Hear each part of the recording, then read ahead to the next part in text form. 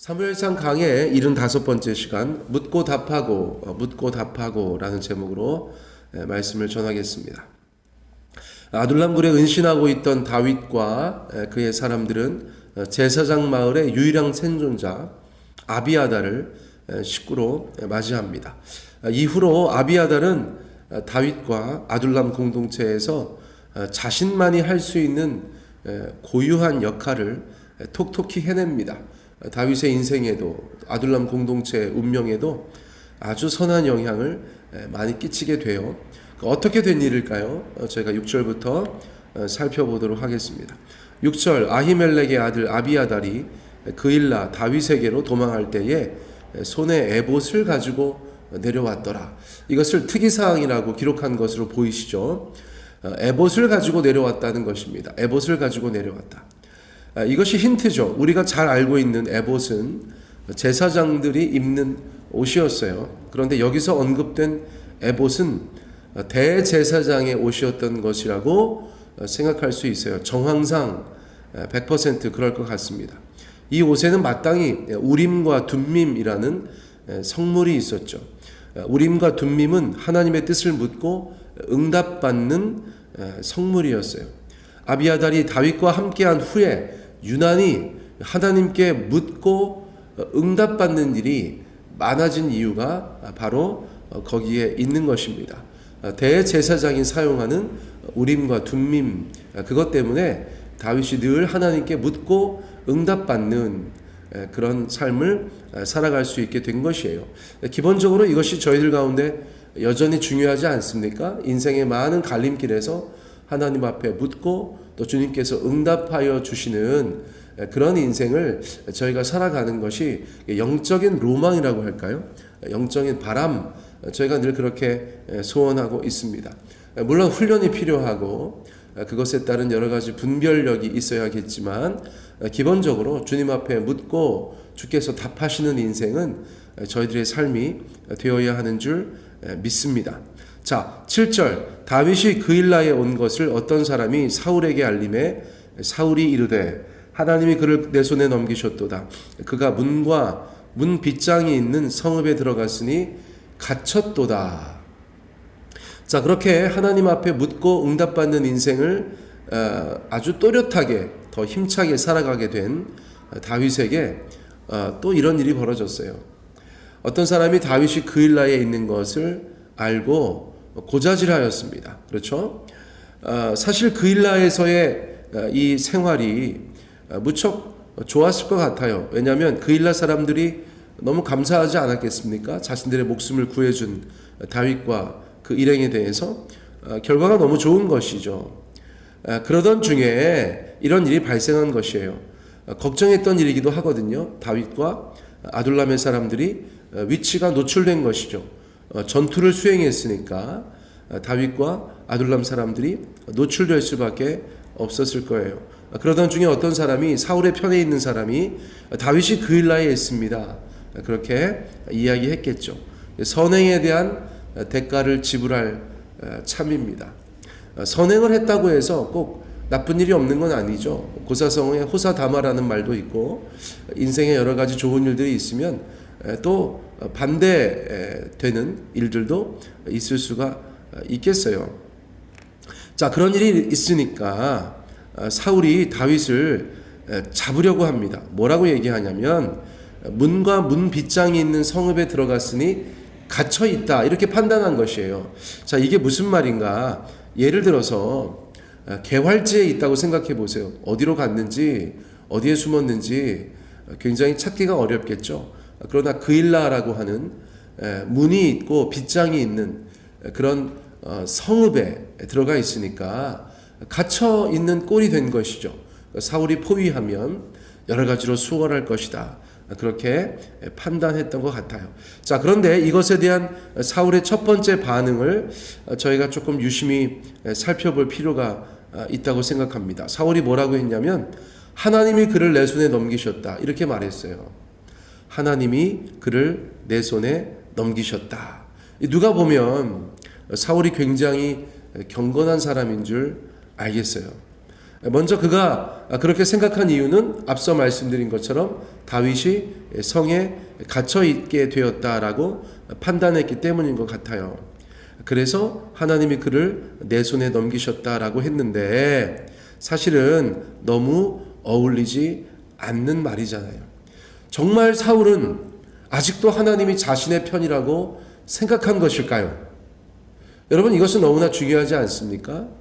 사울이 어떤 사람입니까? 여러 가지로 하나님 아버지 앞에서 멀어져 있고 범죄하였는데 최근에는 어떤 일이 있었어요?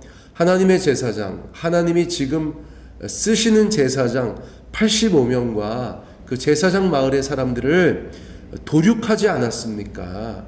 진멸시키지 않았어요. 그런데 그럼에도 불구하고 하나님이 여전히 자신의 편이라고 생각하고 하나님이 다윗을 내 손에 넘기셨다라고 말하는 것 자체가 대단히 놀랍다는 것이에요. 여러분, 제가 어떤 의도로 말씀드리는지 아실 것입니다. 자신이 여전히 하나님 안에 있다고 믿고 있는 듯한 이 발언이 저로 하여금 굉장히 충격을 받게 하였다는 것이에요. 착각도 이런 착각이 없어요. 사랑하는 성도님들, 착각도 이런 착각이 없습니다. 우리는 절대로 하나님의 뜻에 반하여 살고 심지어 하나님을 대적하는 인생이 되어서도 안 되겠지만 그렇게 살아가면서 입버릇처럼 하나님을 운운하고 기독교 신앙을 운운하는, 그래서 하나님은 내 편이라고 착각하고 억지 부리는 그런 인생이 되어서는 안 될 것이에요. 어떤 분들이 아우 목사님 저희도 부족하고 연약하잖아요. 맞아요. 그런데 제가 지금 그런 정도를 말씀드리는 게 아니잖아요. 예를 들면 이런 것입니다. 극단적인 예가 될 수 있을지 모르겠습니다만 성경을 멋대로 해석하고 사회적으로 큰 무리를 일으키고 도덕적으로 형편없는 삶을 살고 심지어 온갖 범죄에도 연루되는 사람들이 있잖아요. 이단 사이비, 교주들, 기타 등등, 목사, 선교사, 뭐 여러 가지로 타이틀만 가지고 있는, 그러나 누가 봐도 하나님의 사람이라고 이야기할 수 없는 그런 사람들, 여러분, 그런 사람들이 항상 하나님, 교회, 신앙 이런 것을 입에 달고 살아요.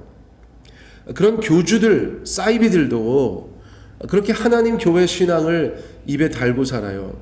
그리고 하나님은 자기 편인 것처럼 그렇게 말하고 그렇게 행동하는 경우들을 저희가 보게 되지요. 여러분, 그런 것 얘기하는 것이에요. 신앙이라고 말할 수도 없는 그런 것을 말씀드리고 있는 것이에요. 하나님은 사울의 편이 아닙니다. 사울은 하나님의 편이 아니에요. 하나님은 지금 다윗의 편입니다. 다윗이 하나님의 편인 것이에요. 사울의 착각은 사울이 얼마나 많이 망가져 있는지, 얼마나 많이 분별력이 없는지 여러분 그것을 우리 가운데 말해주고 있는 것이라고 생각되어져요. 자, 이것이 아주 극단적인 예일진데 저희는 그 근처에도 가서는 안 되겠습니다. 참으로 거룩하신 이름 하나님, 그렇죠? 우리에게 너무 소중한 신앙, 기독교 신앙, 우리가 너무나 사랑하는 교회, 하나님의 영광을 위해서, 여러분 교회의 명예를 위해서 우리가 그런 인생을, 그런 신앙을 가져서는 안 되겠어요. 자, 8절 9절 넘어가 봅니다. 사울이 모든 백성을 군사로 불러 모으고 그일라로 내려가서 다윗과 그의 사람들을 애워싸려 하더니 다윗은 사울이 자기를 해하려 하는 음모를 알고 제사장 아비아달에게 이르되 에봇을 이리로 가져오라 하고, 어찌되었건 간에 다윗은 위기를 맞이하는 것처럼 보입니다. 그렇죠? 다행스러운 것은 사울이 자기를 잡으려 군사를 출동시킨다는 이야기를 먼저 듣게 됐다는 것이에요. 서로 스파이가 있었는지 모르겠습니다만 이쪽에서 이런 일이 있으면 저쪽에서 알고, 저쪽에서 저런 걸 준비하면 이쪽에서 알고, 아주 흥미진진한 면이 없지 않아 있습니다. 자, 그럴 때 다윗은 가장 먼저 아비아달을 청합니다. 다시 하나님께 여쭈려는 것이죠. 우림과 둠밈 뒀다 뭐 하겠습니까? 늘 묻고 응답 받는 것입니다. 우리가 기도라는 것이 특권이지 않습니까? 말씀 읽는 것 또한 우리의 특권이지 않습니까? 우리가 여전히 주님 앞에 나아가서 하나님 어떻게 할까요? 우리의 길을 인도하여 주십시오. 갈 길을 밝히 보여주십시오. 그렇게 기도하고 또 주님 앞에 응답받는 것이 우리의 특권이에요. 다윗에게 우림과 둠밈이 있었다면 여러분 우리는 예수 그리스도께서 우리의 중보자 되시고 성령께서 우리 안에 내주하고 계시잖아요. 다윗의 우림과 둠밈만 부러워하지 마시고 우리 안에 계신 성령님 의지하여서 그분께 부지런히 묻고 응답받는 그런 인생 되셨으면 좋겠어요. 자, 10절 다윗이 이르되 이스라엘 하나님 여호와여 사울이 나 때문에 이 성읍을 멸하려고 그일라로 내려오기를 꾀한다 함을 주의 종이 분명히 들었나이다. 그일라 사람들이 나를 그의 손에 넘기겠나이까? 주의 종이 들은 대로 사울이 내려오겠나이까? 이스라엘의 하나님 여호와여 원하건대 주의 종에게 일러 주옵소서 하니 여호와께서 이르시되 그가 내려오리라 하신지라. 자, 일단 다윗이 가장 궁금한 것이 있죠. 정말 사울이 자기를 잡으러 올까요? 그것에 대해서 여쭈었어요. 응답은 무엇이었습니까? 그렇다. 그렇죠. 너를 잡으러 내려올 것이다. 그렇게 응답하셨다는 것이에요. 그러자 하나님께서 응답하신 것에 이어서 다윗이 또 궁금한 것이 있어요. 그러면 지금 우리가 그일라에 있는데 그일라 사람들, 특별히 그일라의 지도자들이라고 볼 수 있어요. 그일라의 지도자들이 누구 편에 서겠습니까? 다윗의 편에 서겠습니까? 사울의 편에 서겠습니까? 이것도 중요하지 않겠어요? 그렇죠? 자, 이것은 하나님께 미래에 벌어질 일을 여쭤본 것이에요. 지금 당장은 너무 분위기 좋아요. 그일라 사람들이 다윗에게 얼마나 잘하는지 몰라요. 아둘람 사람들한테 얼마나 고마워하고 있는지 몰라요. 그런데 막상 사울이 정말로 그일라에 와서 그들의 목숨을 위협하면 그들이 어떤 선택을 하겠습니까? 다윗도 긴가민가한 거죠. 쉬운 일이 아니지 않습니까? 그래서 그것을 여쭈어보았다는 것이에요. 그렇죠? 12절 다윗이 이르되 그일라 사람들이 나와 내 사람들을 사울의 손에 넘기겠나이까 하니 여호와께서 이르시되 그들이 너를 넘기리라. 그들이 너를 넘기리라. 다시 한번 말씀드려요. 그일라 사람들은 다윗을 결국 넘기지 않아요. 왜냐하면 다윗이 그 자리를 떠났기 때문에요. 그러나 하나님은 전지전능하시잖아요. 사울이 내려와서 그일라를 포위하고 다윗을 요구하면 그일라 사람들이 다윗을 배반하게 될 것이다 라는 것이죠. 다윗은 그 꼴을 보지 않았습니다. 여러분 오해하지 마세요. 그러나 하나님께서 그렇게 응답하신 것만으로도 얼마나 속이 상했겠어요. 얼마나 속이 상했겠어요. 온갖 위험을 감수하고 무엇보다 목숨을 걸고 블레셋의 노략군들로부터 그일라와 그일라 사람들을 구하지 않았습니까? 도와주지 않았습니까? 그런데 그일라 사람들이 그 상황에 닥치면 사울의 편을 들 수 있다라고 하나님께서 말씀해 주셨으니까 배신을 직접 경험하지는 않았으나 거의 절반쯤 배신당한 마음이 들지 않았겠어요? 여러분 우리가 그일라 사람들을 비난만 할 수는 없죠. 인간의 연약함입니다. 누군가가 자신의 목숨을 요구하면서 다른 일을 내놓으라고 하면 누가 장담할 수 있겠어요? 그러나 그 실망감과 배신감은 또한 인정할 수밖에 없는 것이겠죠. 우리도 살면서 때론 사람에 대한 실망감과 배신감을 느낄 때가 있고 또 그것을 잘 다스려야 할 때가 있어요. 사람이 느끼는 여러 가지 감정 중에서 가장 어려운 것 중에 하나가 배신감이라고 하잖아요. 배신감. 그렇죠? 믿었던 자가 배신하는 것, 배반하는 것, 그것이 그렇게 큰 충격 중에 하나라고 하잖아요. 그렇죠? 자, 그러므로 우리가 그것을 잘 소화하는 인생이 되기를 원함과 동시에 힘들고 어렵게 누군가를 도왔다고 해서 꼭 그에 걸맞는 보상이 있는 것은 아니다. 인생이 꼭 그런 것은 아니다. 라는 것을 저희가 기억할 필요도 있겠어요. 하지만 하나님은 다 아시지 않습니까? 이게 너무나 뻔한 이야기처럼 들리세요? 아니에요. 제가 보니까 인생을 살아가면서 이런저런 일들을 겪다 보니까 하나님은 다 아시잖아요가 좋아요. 예, 하나님은 다 아시잖아요. 그게 힘이 됩니다. 힘이 됩니다. 여러분 하나님이 다 아세요. 하나님이 다 아세요. 하나님이 아시면 됐어요. 됐습니다. 자, 13절. 다윗과 그의 사람 600명 가량이 일어나 그일라를 떠나서 갈 수 있는 곳으로 갔더니 다윗이 그일라에서 피한 것을 어떤 사람이 사울에게 말하며 사울이 가기를 그치니라. 다윗은 자기들도 힘들고 그일라 사람들도 힘들 수 있는 상황을 피하는 것이죠. 먼저 피합니다. 응답 받은 것을 보고, 그렇죠? 하나님의 신탁에 의지하여서 그 상황을 피하는 것이죠. 그일라를 떠납니다. 물론 딱히 갈 곳이 없어요. 그래서 성경은 갈 수 있는 곳으로 갔다. 아둘람골 왜 안 갔을까요? 노출됐으니까. 그렇죠? 그래서 갈 수 있는 곳으로 갔다. 발길 닿는 곳으로 갔다. 그렇게 말씀해주고 있습니다.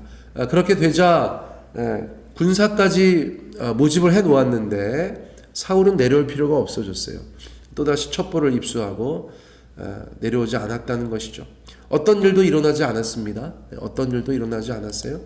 그러나 하나님께서 응답하신 것을 기초로 하여서 다윗이 이런저런 선택을 했다는 것이 중요한 것이겠죠. 하지만 그 후에도 다윗은 여기저기를 떠도는 신세가 되었어요. 14절.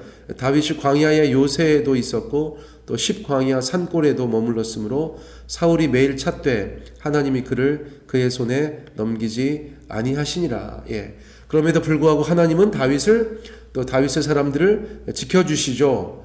다윗이 하나님의 편이었기 때문입니다. 하나님께서 다윗을 편들어주고 계시기 때문이에요. 쉽지 않은 도망자 생활, 은둔자 생활, 그런 생활들을 이어갔지만 하나님이 다윗과 함께 하신다는 그 한 가지로 다윗은 그의 삶에 큰 힘과 위로 그리고 미래를 소망하며 꿈꾸는 일들을 멈추지 않았다. 저희가 그렇게 볼 수 있겠습니다.